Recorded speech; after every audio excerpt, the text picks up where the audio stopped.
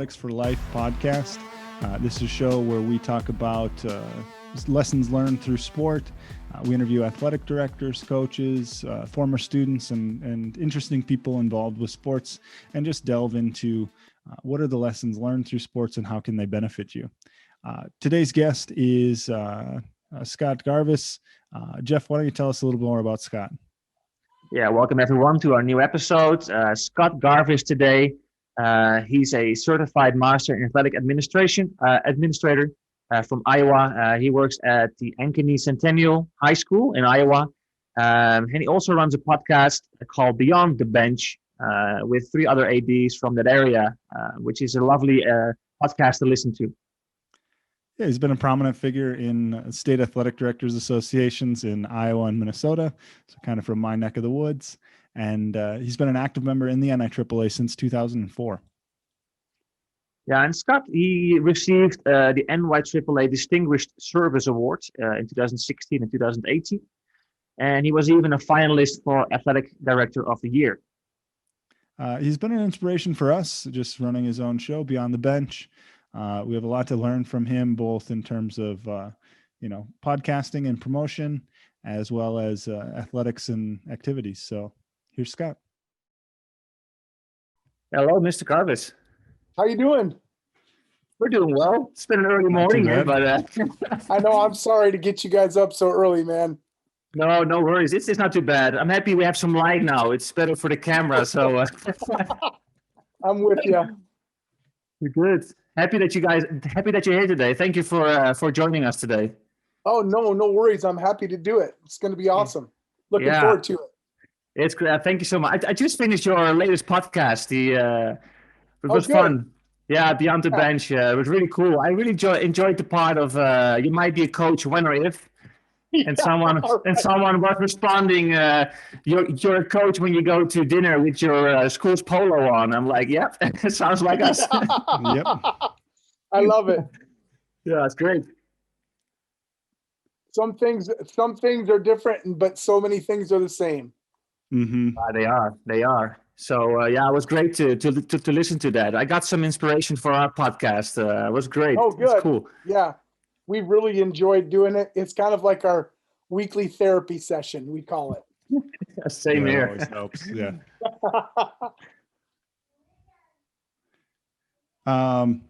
So Scott, if you don't mind, just go into a little bit about kind of who are you, what do you do, where are you at, that sort of stuff. Okay. Sure. Again, my name is Scott Garvis. I am currently the Activities and Athletic Director at Ankeny Centennial High School, which is a suburb of the Des Moines, Iowa metropolitan area. We've got we have a 10 through 12 building, and we also have a 9th grade building. So I have 10th, 11th, and 12th graders in my building, and we have about 400 to 450 per class. So it's a rather large high school. Wow. Can you believe it or not, this is my 23rd year of being an athletic and activity director at various schools throughout I've been in Minneapolis, Minnesota. I've been out in the Seattle, Washington area, and now currently in Iowa. So we're right in the middle of the US. So I started off coaching college football for 4 years and really kind of just fell in love with, the growth and development of our student athletes. And here I am 20 plus years later, loving what I do, love working with the kids, love working with our coaches, just using athletics and activities as a platform to teach our kids lifelong lessons. No, that's great. That's what we do here. I'm actually, I went to school in Minnesota before coming to Mongolia. Where'd you go? Marshall. Southwest Minnesota Southwest State. Yeah. So yeah, I'm actually from Worthington, Minnesota. So just not very far south. I've been to Worthington a couple times too. My mom actually lives in Mountain Lake now. Oh, does she? Okay, that's just awesome. down the road. Yeah, it's crazy that Marshall used to be one of our big rivalries when I went to high school in Worthington. Yeah, that was one of the Marshall Tigers. That was our big rivalry. Yep. Yeah, so I'm from that neck of the woods too. Awesome. I'm not, guys. I'm not. Yeah. Far away. Yeah. I've been to the US once in my life, so that's it. That's it. Where did you visit when you came here? I did a road trip. We went from San Francisco to LA to San Diego, Vegas, New York, Vermont. We have friends Oh, up wow. there Okay. because I work with them in China, and Okay. then back to New York, and then actually I went to Mongolia to work here. So Oh, yeah, it's wow. been 4 years ago, but yeah, it was Yeah. interesting. But yeah, I want to go back for Yes. sure. Yeah. Hopefully next year with the conference, that would be great. Yeah, we'd love to have you. Yeah, that would be awesome. Yeah, so it's in Denver next year, so I hope that we can go over there. Got some friends Yeah, up there too, so that'll be great. That'll be great. Yeah, I'm looking forward to it. It should be a really great conference in Denver. I've never Nice. been to Denver for the conference before, so this will be a new location for me. Okay. Because we met so many interesting people, Douglas, you, Mike Elson, and we've only seen Yeah. them on Zoom, right? So it would be great to meet them in person. I know, we'd love that. That'd be awesome. Well, hopefully we'll all be back and we'll have this coronavirus behind us and we'll be able to get together and have Yeah. that conference together. Yeah, CD and I have been locked up in Mongolia for a while now, and I was just listening to your podcast, and you were talking about the COVID regulations, and like, yeah, we're having 600 people in the gym. We had no one for months. No one for months. I know. We have been, our state, we have been very lucky in the state of Iowa that we have been able to basically play all of our sports since this summer. We started baseball and softball. We had a little bit of a break right after state basketball. And unfortunately, many of our kids lost their spring season. So track athletes, soccer, which was really disappointing because we had a lot of tennis. We had a really good boys tennis team, a really good boys and girls track team, excellent, boys and girls soccer team. So I know we had a lot of kids that hearts were broken last spring. So, Wow. but they were, I've told a lot of people this through this pandemic, we have seen the resiliency of our student athletes and how they've been able to adapt and be able to be a little bit more resilient, even as adults. Yeah, that's true for sure. I had a basketball tournament, international tournament scheduled in February of last year. And then like it was just, we might not be able to come. We might not be able to come. And then obviously it didn't happen. And so I think I took it harder having to tell the boys that the tournament wasn't going to happen than they did. They were obviously bummed, but they're quite resilient. I was pretty impressed. Yes, our kids have been amazing through this whole pandemic. I've been really proud of them. Mm-hmm. Yeah, we only had one season since January last year, like volleyball, which we couldn't travel. It was like the first kind of COVID event. All the kids were in different classes, and that was it. So it's a year and a half gone almost for us. Hopefully after the summer, fingers crossed, we can just start over. But I can see it in our kids. It's different. This graduating class, it's different. Yeah. Now, have you guys started getting the vaccine yet? It just arrived. Yeah. And then there's a kind of a priority list. And so I think teachers are number 8 on the list, healthcare workers, elderly, et cetera, all the way down. So how long that'll take, who knows? Maybe a couple months, maybe next year. It depends on how efficient they are. I got my first shot just here about a week ago. So then I get my second shot in 21 days. Okay. So, and how you feel? Okay. No. Yeah, I know a lot of people that I know have had some side effects after they've gotten the shot where they've not felt well for about 12 hours, 18 hours. But actually I was a little nervous because we had a basketball game the very next day that I got my shot, and I was like, just had my fingers crossed that I wasn't going to feel bad because I was the only one that was available to work the game. So it was either me or nobody. Isn't that the truth as an AD? It's like, you're more worried about the basketball game than your COVID shot. Right. Yeah. And I was like, well, maybe I should wait and get my COVID shot next week so I don't mess up not having a game tomorrow. Scott, CD, go ahead. No, I was just going to ask, I seen a little bit of how you've been recognized for your social media presence. You have a pretty strong social media presence. Yes. And I just wanted to ask about that, how you promote your school, right? And how do you Yes. do it in a way that isn't kind of like bragging? You know what I mean? Like that, there's that Sure. fine Yeah. line between promoting your school and celebrating your success and kind of being like, hey, look at us, we're the best, we won. Yeah. So how do you do that? I think, one thing that I was just reading today just about speaking greatness into others, and it really kind of plays into our social media presence. We want to elevate our kids and our programs. We never want to put any others down. We really try to do a good job of making sure we're focusing on us. So I don't ever feel like it's bragging. Our kids deserve, our coaches, our programs deserve that recognition. Just today, our show choir, we have 450 kids in show choir in our school. Wow. It is absolutely amazing what they're doing. So today, through COVID, it's been very difficult with choir being inside and having so many kids. They are actually videoing their production today in our gymnasium, and I saw some clips of it, and I'm not kidding. It literally looks like a professional music video. These kids are amazing. Cool. So I never feel like it's bragging, or we try not to make sure that, again, we want to focus on our kids. But I love celebrating. I don't think in education we probably celebrate enough because we're always so busy going on the next thing, or our coaches, it's like, okay, we won that game. Now we got to win this game. And we don't spend enough time really celebrating those victories. And one thing that I've done through the social media is just really try to, I heard at the National AD Convention many years ago now, SID, I believe he's from Kansas or Kansas State. He said, if you're not telling your story, somebody else will tell it for you.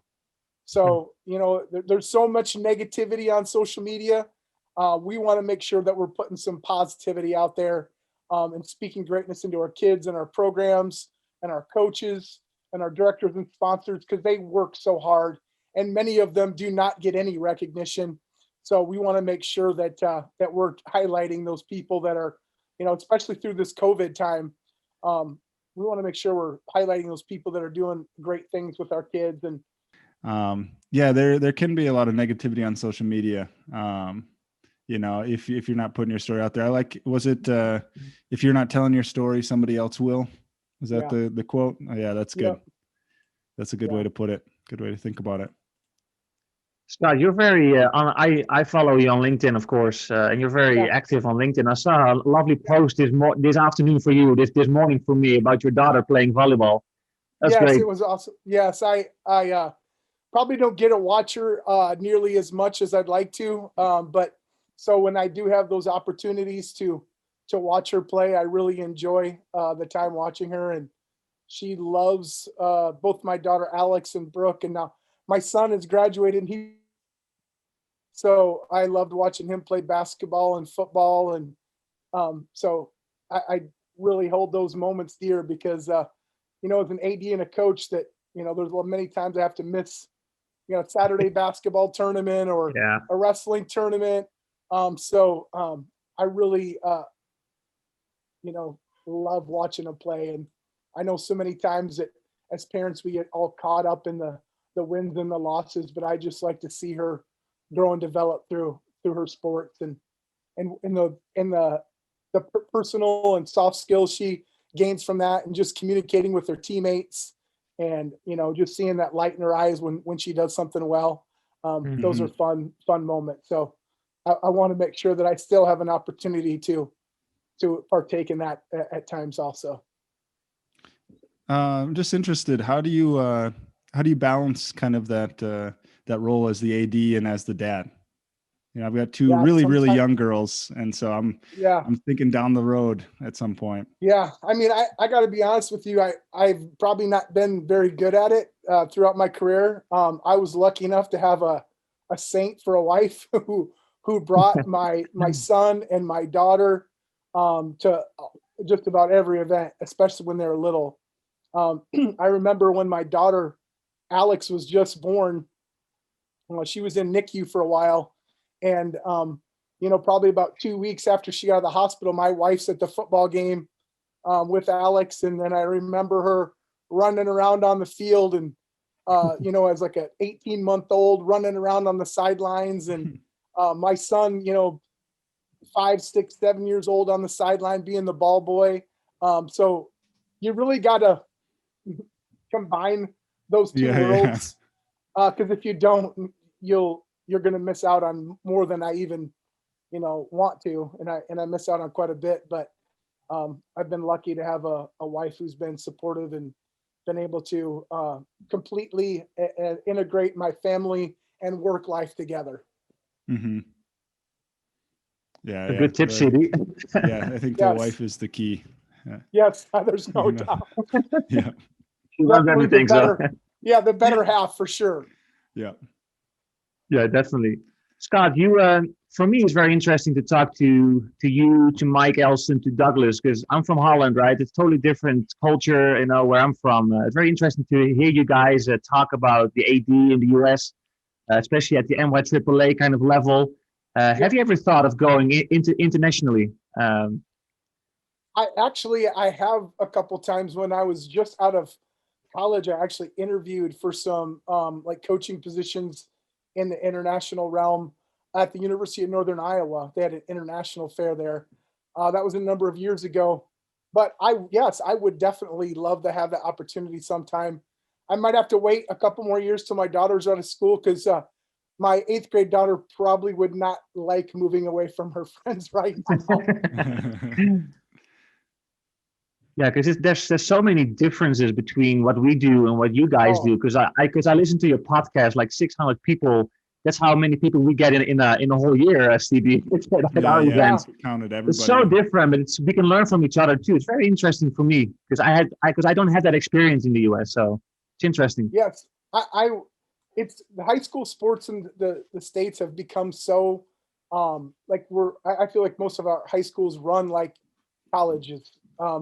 Now, unfortunately, colleges will have an SID, and they'll have assistant ADs, and they'll have all these support staff, and our high school ADs are doing all those things: marketing, social media, graphics, sports information, budgetary, setting Teaching up the gyms and the halftime. fields. Yeah, I mean, Some of them. lining up entertainment at half times, doing game promotions. Does an internship at the high school will get a little bit of everything. They'll literally have a chance. They won't be, in this little box of, I'm going to be in the marketing department, or I'm going to be in operations. They'll get a broad scope of everything that a college would do. And our high school ADs do an amazing job of managing all that. And some days I don't know. I feel like I'm drowning, but somehow we get it done. Yeah. We do too. Yeah, right. Yeah, it's interesting. One thing I read a lot about the difference between the States and overseas in the international realm is just the meticulous nature of your development compared to ours. I feel like the United States is more play games, and I feel like the international model is more, we want to develop the kids, probably do a lot more practicing and development than playing. I coached in the States for a few years before I came international. And I think, the big difference for me that I noticed is there are a lot fewer games. Obviously I'm in Mongolia. If I were in, I think of some of our counterparts in Beijing. They have more opportunities than we do. They have bigger leagues, but even still, I don't feel like it's to the level of the States where, you would have 15 to 20 events throughout the season before you get to the postseason. Wow. I think of when I was in high school wrestling, and I'd have 60 matches a year. In Michigan, I grew up in Michigan, there was no match count. And so, in here in Mongolia, it's like we have a few other local schools we play with. We go on one big international trip usually. And so it's like, there's 10 games total. And so there's not a lot of time to make those mistakes and kind of, identify what you need to improve on. But, every step is just a step in the right direction. Yeah. But I honestly feel like that's probably the better way to go, honestly, and just maintaining that, focus on the development versus playing games all the time and repeating all the things we probably don't do well, and having that time to develop and coach. I think that's probably a lot more valuable. And a lot of our kids, they move around, right? So they are in your program for 2 years, 3 years, and some longer, and then they go somewhere else. And Sure. yeah, so it's about that development. It's very important. And for our Yeah. kids, the highlights are the trips overseas. It's going with us Yeah. to China for 5 days or Hong Kong Sure. or wherever we go. Those are the highlights. So and to get visas and all the stuff, yeah, that's totally different than what you guys do. So Right. Yeah.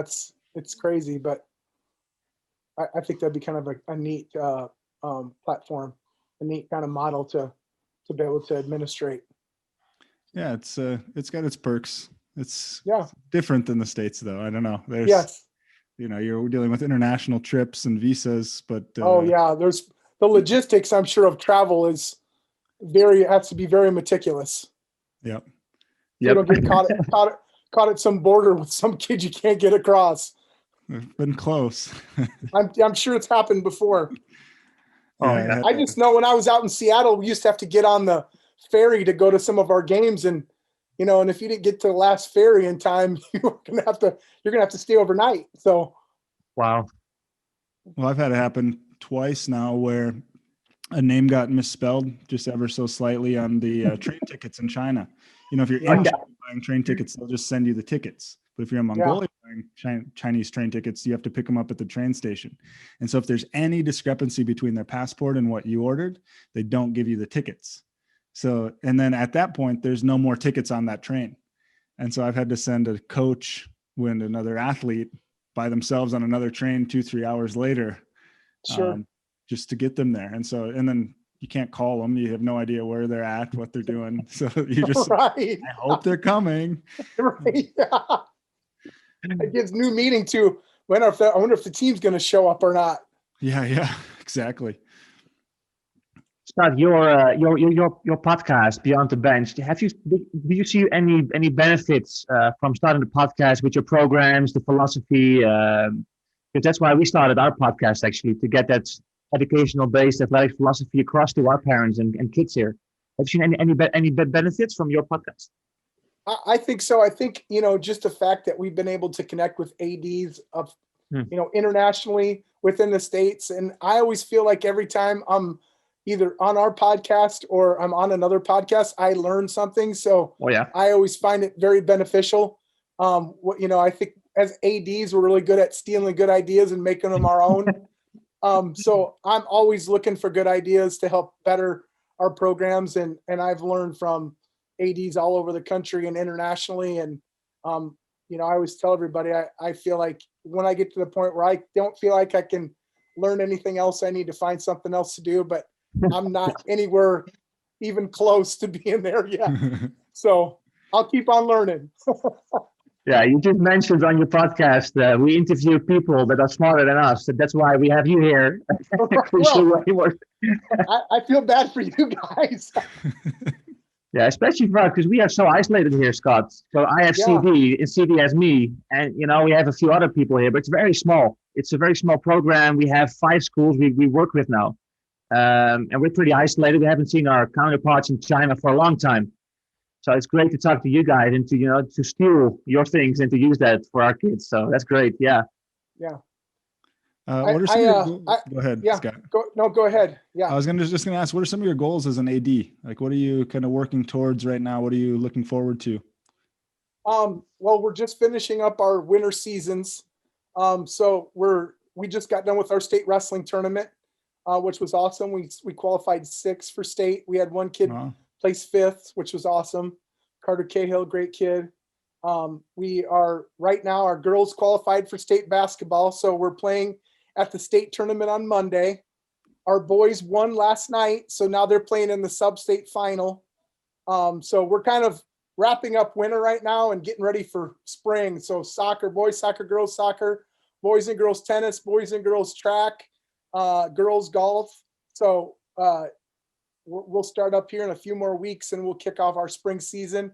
But one thing that we've really been working on is I've been working on our strategic plan and also been working on our QPA through that strategic planning process, working on that NIAAA Quality Program Award.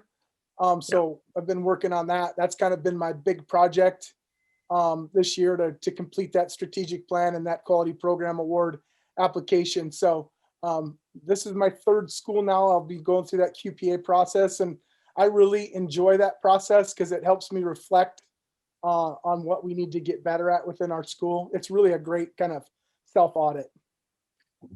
Yeah, the QPA program, Scott. I talked about that with Nick DeForest because his school just finished as the first international school, American. That's awesome. Yeah, that's Yeah, amazing. Nick's a great guy. Yeah. Yeah, he's awesome. Yeah, we had him on a Yeah, he's podcast awesome. too. So and we also talked with Mike Elson about the QPA program, and I did the and I did the course. Was it with you? Did I did the course? 799. Yes. Yeah. So when do you start that program as a school? When do you think you should start that? You know, should the program be structured, or should you just anytime you can start it? I think you can start it anytime you want to. I don't think there's any time of the year that you have to be, start it in the fall. I've started at some schools. I started in the spring. This year we kind of started late fall. While I was at my previous school, I started in the summertime.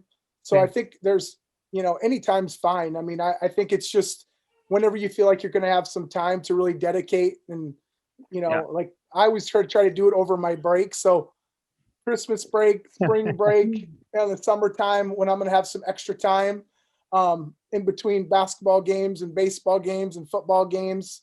But it's like I'll even go on the weekend so I can have just some uninterrupted time just to kind of go through that QPA audit process and just start trying to pull together documentation and trying to find holes that we might have within our program so that we can improve upon those. And it doesn't matter if the school is if you have a small program, right? Because I got about 300. I got about 300 kids in my program in total, K to 12, right? So I got a very small program. And that doesn't matter, right? It's for every side. Any size school can really go through it, and even with some, I'd be interested in talking to Nick about how that worked for him as an international school. But we're actually doing our 799 review this year. So we're actually going to go through and review everything and make sure everything is up to date, make sure that we don't need to make some adjustments. Because last time through, we did a major overhaul of that program to try to update it and get it kind of more technology based and really try to make sure that we weren't going to put any barriers in front of schools that, like a lot of schools don't have athletic trainers. A lot of schools don't have the ability to go out and raise money. So we tried to incorporate that into that program so that we weren't going to eliminate a school because they didn't have a trainer, or eliminate a school because their school didn't allow them to go out and raise funds. So we really tried to make it more user friendly. Okay, and is it purely for school specific, or can you also do it as a division, or is it just for a school?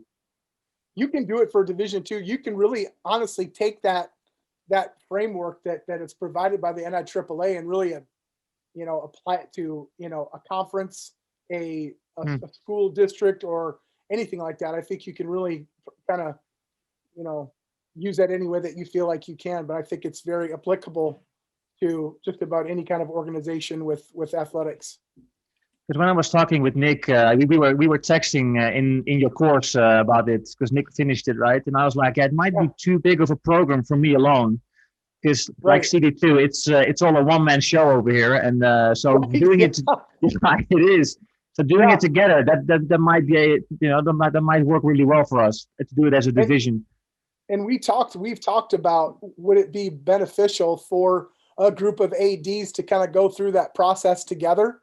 So they can kind of have people to, just kind of have like a cohort basically, and have a group of people that are working on it together, and they get together once a month or twice a month and say, all right, we're going to work on standard 1 tonight. And everybody kind of just help each other identify documentation or different things that they're doing. And I think through the pandemic, one thing has taught us is that how awesome Zoom can be, and how it's been a great, tool for us as athletic directors to be able to use as a professional development tool. I was able to be on that pandemic project with Gary Stevens, which was huge for me, because I learned so much about what we needed to do to mitigate the spread and keep our kids and our coaches and our program safe.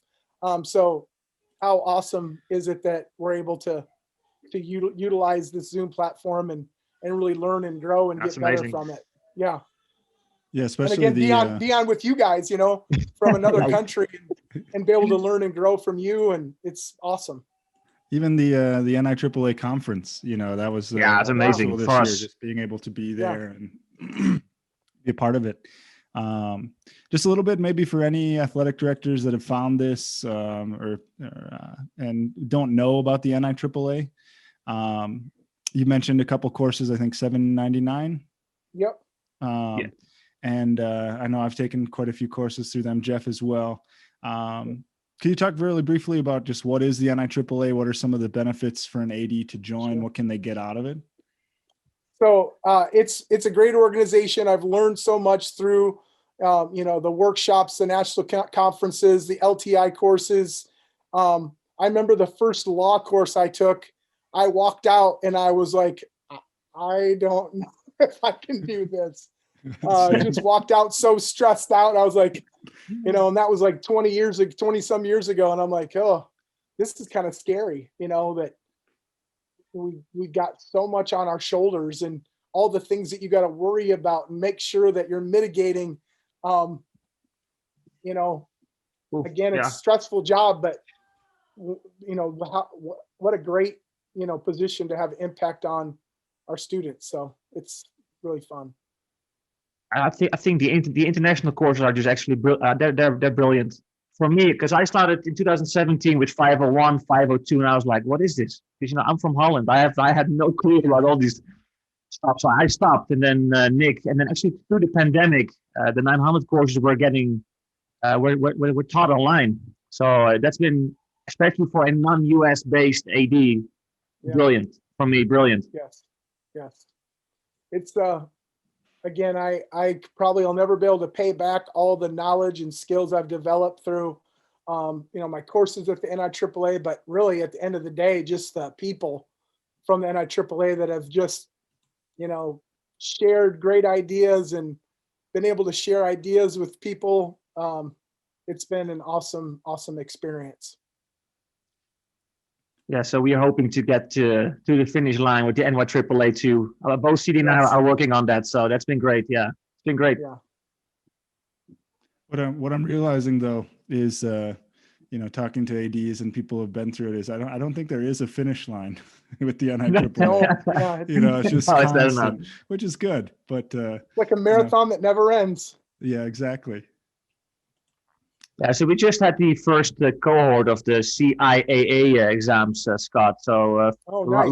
Lots of international ADs did the test, and was hard. I must say, it was not easy, but that's good. That's a good community that we got together with. We already have so many connections through that, all these courses. That's been great. Did you have the opportunity to do a study group together before you took the test? Yeah, kind of. We had a Zoom session during the conference where Sherry Stiles went over all the questions and tips and tricks, and Douglas was there. He didn't sing this time, but yeah. But it's hard because I failed the first time, and then I went over some tips and tricks. And actually, I was surprised because I passed most of the 504 questions, which is all kind of US-based stuff. Right. Yeah, no. So they're still developing the exam, but it's getting better. It's really worthwhile, the investment. So it was great. Yeah, well, the one thing through that, like the CIAA exam, probably very similar to the international exam, is there's about 2 or 3 questions on there that you're like, they all could be right. But what's the best right one? You're like, oh, good Lord. Did you do the exam face to face, or was it also an online kind of platform? No, I did it so long ago. I did it on a stone tablet, and I had a chisel. It was so long ago.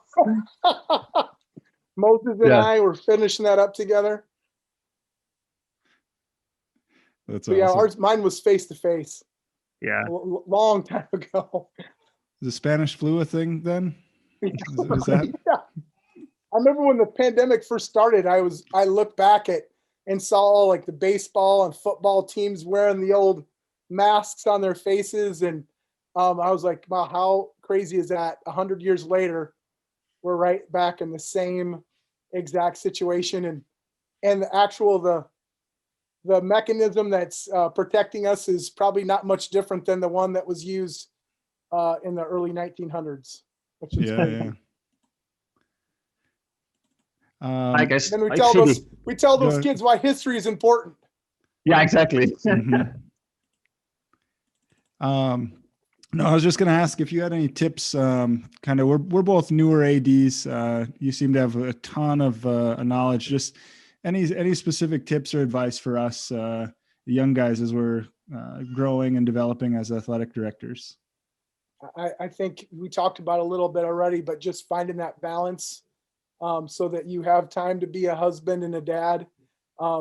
Again, I've not always been great at that, but as I've gotten older, I've seen the error of my ways and really have made an effort to be better at that. I think one of the things too is just, not letting that frustration that we carry with us from work and things to bring that home. Sometimes that's hard to do. So, and again, I've had, you have all those stresses that you bring home with you every night. And sometimes that's difficult, not only on you, but also your family. I've had to learn probably the hard way that, sometimes you just got to leave stuff at the school door. And when you get home, you got to be a dad and a husband. And for me, that's been probably the most difficult thing because I love what I do. I love working with our kids. I love working with our coaches. But as you know, you can work 24 hours a day, 7 days a week. Never stops. Like Jeffrey, like you just said, you have 300 kids. So you have 300, kids that you love and you want them to do well. And there's not enough time in the day to make sure every single kid has everything they need. So for me, it's hard because I love what I do and I want all of our kids to have the best and our coaches. But you do have to carve out some time for not only for your family, but just some time for yourself. I was on the Engaged Athletics podcast, and Jason Parker is another great athletic director and does a great job. We talked about what do we do outside of our AD role that kind of brings us joy. And I told him mine was singing. I love to sing. I was actually singing right before I got on with you guys, and I get on that Star Maker app and I sing all the time. And that is kind of my little getaway. Is that a new career, Scott? Hey, I don't know. I might try to go out to Vegas and make a go of that at some day, and maybe bring it out on the road, play some old Frank Sinatra tunes, and maybe do some Frank Sinatra, some Tony Bennett covers. Love it. That's awesome. I think some of those ladies out there in Vegas would probably love that. So I'll get a little more gray and I'll get after it. Oh yeah, getting very great. I think it's very important, Scott, like you mentioned, and even talking to, because I think a few years ago I was struggling with the job because CD has almost a full teaching load next to his job, right? So it's a lot of work. And I was really, why am I doing this? And talking to you, Douglas, you all, and Mike, you all talk about serving people, kindness, serving others. Yeah. And getting those messages from kids who graduated 4 years ago that they had a good time. Yeah. That's what you do it for. But that keeps me going, luckily. Yes. Yeah, it's not easy. It's not the complaints that you get from people and all the, everybody knows. It's a crazy thing about being an AD. Everybody knows how to do your job. Yeah, true story. Good, bad, or indifferent. Our society is so ingrained in sport that everybody thinks that our jobs are just, super easy and you don't have to deal with anything too difficult, which I wish was the case. There's many things in my job that I just soon not have to do, but at the end of the day, I want our kid to have a good experience. And sometimes that's telling parents that they need to let their kids have their experience, which is not always, I tell everybody to be an AD, you have to be comfortable being uncomfortable. Yeah. Because you get put in a lot of different situations where you're uncomfortable. And as a younger AD, I would struggle with that a lot, and I've gotten better at it. I'm not perfect, but you get put in those situations where there's conflict, and they're not always fun to deal with. But I've gotten a little better as I've gotten older. What would be some of the tips, Scott, for those starting ADs? Because we're going to the end of our podcast. We don't want to take you too much time away from you. No What would be worries. some of the tips, tricks for those younger ADs who are looking for guidance and for to stay healthy and balanced? I think make sure that you have a mentor. That's huge. Make sure that you got a network of ADs that you can, share your frustrations and share, some of the good days and the bad days. Yeah. It's always, you guys know, it's always nice to just be able to sit around the table and talk to, your fellow ADs about having a good day or a bad day, or the things that have gone well, the things that have gone, not so well. Like I said with our podcast, one of the things I love about it is we get to share what we do each and every day, and we love doing it. Yeah. But that doesn't mean it doesn't come with some struggles. But mentorship is huge. They always talk about get someone as a mentor who's been there longer than you. Get some people that are with you, and then try to help mentor some people that are just coming up through. So, I've got some great, colleagues that I work with, and have some ADs that have been in this a long time, and I continue to try to reach out to them and still learn and grow from them. And I had one of the things I've loved is having some interns over the last, 6-7 years, and I've learned a lot from them. And these kids that are coming out of the sports management programs, I mean, they're learning new things all the time. And I continue to use my internships to learn and grow also. I know it's just for them, it's a learning experience, but it is for me also. But again, make sure you got that family time. Make sure you're growing that network. I would encourage you to be in the NIAAA, get involved with your state or international AD organizations, because you're going to learn and grow from so many people. We've got so many great people in the international community and through the NIAAA that are here to help. If there's listeners out there, I'm an email or a Zoom call away. I'd be happy to help anybody who has any questions or needs anything. I love helping other ADs. It's a real passion of mine. And I want to continue to help, grow our profession, because I think it's a great profession. And I think we have the ability to have a huge positive impact on our communities. That's great, Scott. Really quick before I forget, why don't you go ahead and plug your podcast, and we'll make sure to put a link in the description and hopefully send some people your way. Yeah, Beyond the Bench, a podcast for ADs by ADs, and I've got two great colleagues, Aaron Stecker and Todd Gordon, and again, love working with them. Two great ADs that I learn from each and every week on our podcast. We're actually tomorrow night broadcasting with one of my former student athletes, Kenneth Sauer, who is actually playing volleyball at the University of Missouri right now. Talk about, just crazy, athletic young lady, smart. So I'm excited to see her on our podcast. But we're talking about education-based athletics right now. We've done a 4-part series talking to parents, coaches, athletic administrators, and now student athletes. And I've really enjoyed this journey that we've been on, just kind of getting perspective from all those groups on what, athletics is and what it needs to be. Yeah, we need to work on the parent interview, CD. That's something that we haven't been able to do yet. It's harder for us to get the parents on, to be honest. It's been I've tried a few times, but they all like, no, I'm too uncomfortable on camera. Or it's difficult to get the parents on. And one resource too, I've actually had my coaches. We've really kind of dived into the 3-dimensional institute 3D coaching, and that's been a great basically curriculum, a framework for our coaches to get better. And again, the X's and O's. 80% of our coaches have the X's and O's, but those coaches who have the X's and O's and the foundations, and then can motivate kids and capture their hearts, those are the ones that are truly unique coaches. Yeah. And you guys know, as athletic administrators, there's about 10% of those coaches that are really transformational and that really get it and are using athletics and activities to, teach these kids lifelong lessons that are going to far, outweigh, whether they are a starter or scored 20 points in the basketball game or scored a hockey goal or whatever that might be. Those are the guys that really get it. So we have really enjoyed that. And they've actually got a brand new, which just came out this spring, a curriculum on aligning with parents and communities, and actually had some of our coaches take that class. And then I've had them actually now come in to our professional development time and actually share what they learned through that. So just a great platform if ADs are out there looking for a curriculum to work with their coaches through.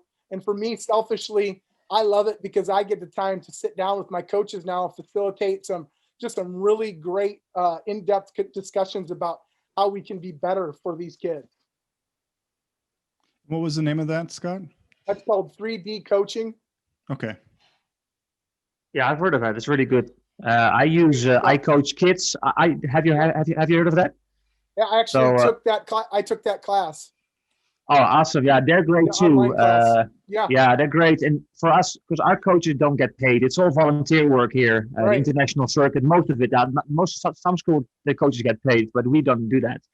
So to have some kind of those resources available to talk to our coaches and to actually explain them what our philosophy is, that's been helping me a lot here, actually a lot. Yes. Well, if you guys have a chance, go on their website, just 3D Institute. Yeah. Dr. Duke's put that together, and it's just a great resource to get some good video just to share with your coaches. And it's been an awesome addition to our coaching staff professional development. Awesome. Thank you so much, Scott. We're going to wrap it up. I want to thank you so much for being here thank you today with us. It's been awesome. Yeah. It's awesome. Thank you so much. And I'm sorry I had to wake you guys up so early. Not too bad. Not too bad. It's okay. It's very inspirational. I love all your stuff you're doing on LinkedIn. I copy a lot of that. So I'm using it for our kids. So thank you so much. I hope to see you face to face next year in Denver. I will. Hey, supper's on me. Dinner's on me when we get out there. That sounds good. We'll remember that. I'm going to write that down. Please do. Type it. Yeah, right. Best quotes from Scott's interview. Dinner's on me. Dinner's on me. Well, thank you so much, guys. I really enjoyed being on. And again, if there's anything I can do for you guys, or if you need anything, please reach out. Love these opportunities to be able to reach out and connect with people from across the world. So awesome. Thank you. Yeah, thank you. And you pay dinner, and we will bring you something nice from Mongolia. So there you go. I love it. Yeah. Yes. I love it. Hey, thank you so much, Scott, for being here. Appreciate it. Yeah, take care. Thank you, guys. Yeah. Bye-bye. Bye. We just sat down with Scott Garvis, a athletic director in Iowa, kind of my neck of the woods, where I'm from. So it was awesome to get to talk to him and kind of see what he's going through. He shared a lot of good tips and good advice, especially dinners on him. We'll have to remember that one if we can make it to the conference in Denver next year. But it's great. He really does a nice job of promoting his program. And advocating for his kids, and you can tell just from talking to him that he truly believes that the kids are first, and teaching these lessons, and everything we're preaching here with education-based athletics. Yeah, definitely. And he tries to instill that in his coaches. He mentioned many different platforms of taking this course, taking that course, constantly getting better. So it's always nice to talk to guys like that who have been in the athletic game so long. They've been ADs for quite a while and are still motivated, still learning, still growing. Yeah, you can only survive if you, like he talked about balance, finding balance in his life. And it's something that we're still learning to get that balance, because you can work 24/7, right? And it's interesting to hear how his vision on that, how to balance, what are the important people in your life, when to step away. But then again, he talks about working on the QPA program in his break. So I'm not sure how much time he takes off. he really, same for Mike Elson and Douglas Kilgore. They all serve the kids, right? They all talk about servant leadership, and it's very inspirational talking to them. I learn a lot from them. His posts on LinkedIn, they are amazing, man. And I'm like, where does he get the energy from? It's just very inspiring, City. No, he was a great guest, and I think that balance is important, like you mentioned, and doing things like this. So for us, doing this podcast definitely helps. You mentioned doing his show definitely helps for anyone who needed that. It was Beyond the Bench. BTB link will be in the description below. Make sure you check those guys out. And it just helps to kind of get together with other people and talk about the good days and the bad days and kind of work through them together. Yeah, it's lovely. Yeah, I really enjoy listening to that podcast. They're fun. It's easy to listen to, and they have some great topics in there and some great guests in there. So it's all about serving our kids, and if long as you get one thing out of it that can improve your work as a coach, as an AD, I think it's worthwhile. And he's very into the NIAAA. He's been there a long time. He's a CMAA. He teaches courses, and this is how we connect. So just get out there, join a course. And ask these people for help, because they will help you. Don't be afraid to help and to ask for help. So and if you want help from us, just contact us. Athletics for Life podcast on YouTube. We have a Twitter page, and more is coming from us. So stay tuned. Yeah, like and subscribe. We'll see you next time. Bye bye.